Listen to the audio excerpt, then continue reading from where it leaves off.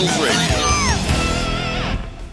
All right, we've got some breaking news today on Rivals Radio. A big hire out of the Apex East, the Buffalo Brawlers. They just named their first ever general manager, Doug Baxter. Two-time champ. Back-to-back championships with the Fargo Flyers. From the NFL, that's right. This guy knows how to build a team. He does. And Now he's headed to the Apex East. And this isn't just big news. It's like, this is the foundation of this team. We're talking about the person who's going to shape the entire identity of the Brawlers. From their draft picks to their locker room culture to, just the entire vibe of the team. So how does this animated personality work in a league where the fans are so involved? That's the question, isn't it? Could be a way to connect with the fans on a whole other level. Right. Think about that, you aspiring GMs out there. January 15th, that's the deadline. Tick-tock. So you got to be thinking strategically.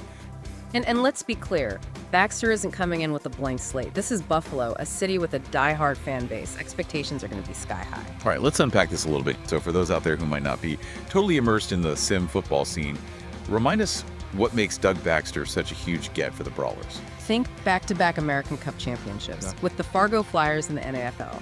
And those wins weren't just flukes. Baxter's teams were known for their disciplined, adaptable style. They could win shootouts, grind out defensive battles, you name it. So he's not just a winner. He's a winner who can adjust his approach depending on the situation. That's got to be music to the ears of Brawlers fans, right? Absolutely. And speaking of Brawlers fans, get this. Doug Baxter is a Buffalo native. No way. Talk about a hometown hero story. It gets better. College ball. Right here in Western New York at St. John Fisher, you can bet the Brawlers marketing team is already working overtime on that homegrown talent angle. I love it. And, I always dig into a player's past, and Baxter's college days are pretty wild. Threw a touchdown on offense and returned a pick six on defense in the same game. Wow. Plus leading the biggest comeback in school history, 33-point deficit. That's incredible. Good. Yeah, those records, they kind of hint at a certain kind of player and potentially a certain kind of GM, right? That dual threat record suggests that he might value versatility, players who can contribute in multiple ways. Yeah, I'm thinking like a quarterback who can scramble, make plays outside the pocket, as well as throw from the pocket. Or, a defensive back who can make interceptions and deliver bone-jarring tackles. Exactly. And that comeback victory, that speaks to a never-give-up mentality, which could translate to his draft strategy. Will he be looking for players with grit and resilience, even if they're not the flashiest prospects? Okay, so we've got a two-time champion who knows how to win, a Buffalo guy through and through, and someone whose playing style hints at a preference for adaptable, gritty players. What more could you ask for? Well, how about this? His first move as GM was to retain head coach Pete Gaffney. Whoa. So he's not coming to clean house. That's a pretty strong statement of confidence in Gaffney. It certainly is. Remember, Gaffney led the Brawlers to a championship in the 0 year, earning them the 32nd pick in the upcoming draft. But on the other hand, Gaffney is known as a very defense-first coach. So this is where it gets interesting, right? Could that create some friction down the line? We know Baxter values versatility and balance. Yeah. What happens if Gaffney wants to double down on defense? Draft a shutdown corner instead of, say, a dynamic wide receiver. Yeah. It'll be fascinating to see how their philosophies mesh, or if they clash. Let's dive into that joint press conference. What stood out to you from what Baxter and Gaffney had to say? Well, one of the first things Baxter emphasized was his leadership style. He described himself as more of a CEO than a micromanager. He's all about building a strong staff and then trusting them to do their jobs. Which makes sense considering his first move was to retain a head coach. It seems like Baxter's saying, look, I'm here to set the vision, but I'm not going to be breathing down everyone's necks. Exactly. He stressed the importance of creating an environment where his staff feels empowered and supported.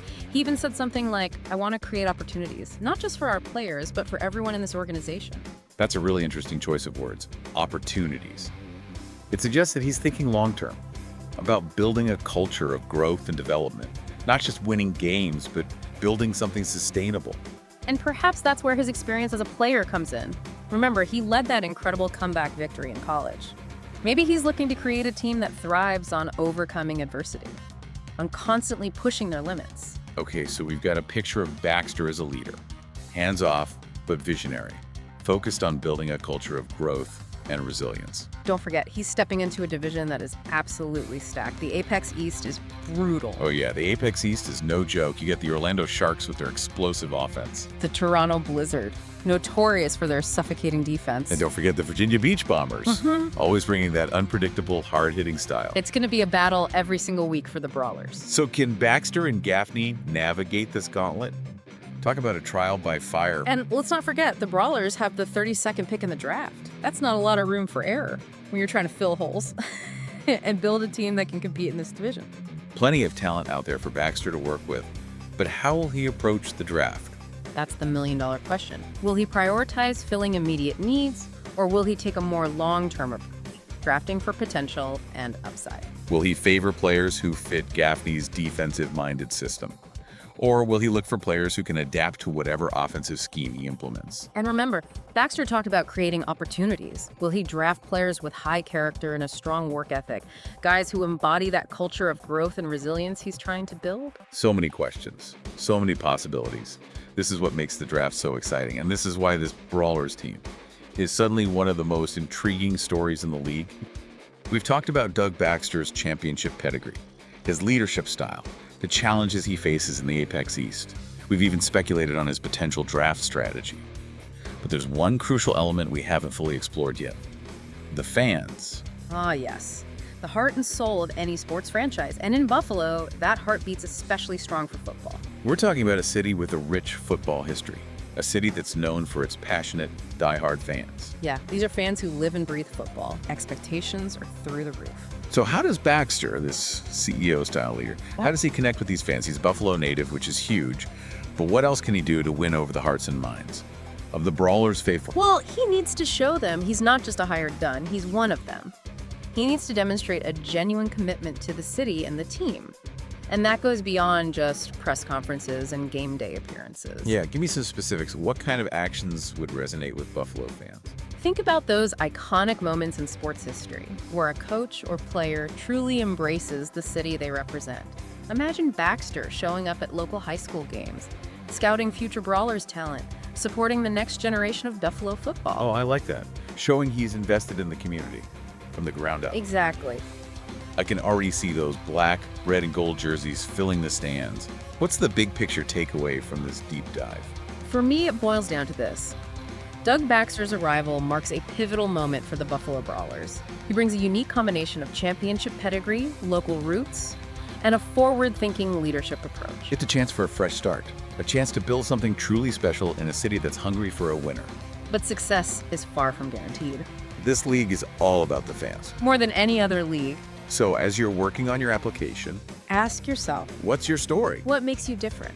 What's your unique approach to building a team? This league is looking for innovators, Strategists, leaders. people who understand the power of the fans. You're not just building a team. You're building a brand. You're creating a story. And Baxter understands that. He's already ahead of the game. The Football Rivals Pro League, It's a blank canvas, an opportunity to create something truly special, a dynasty.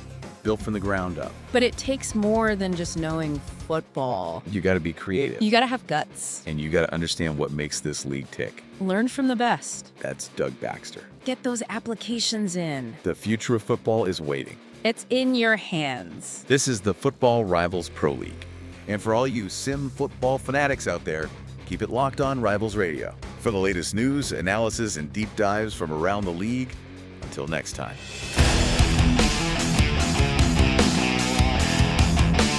It's Rivals Radio.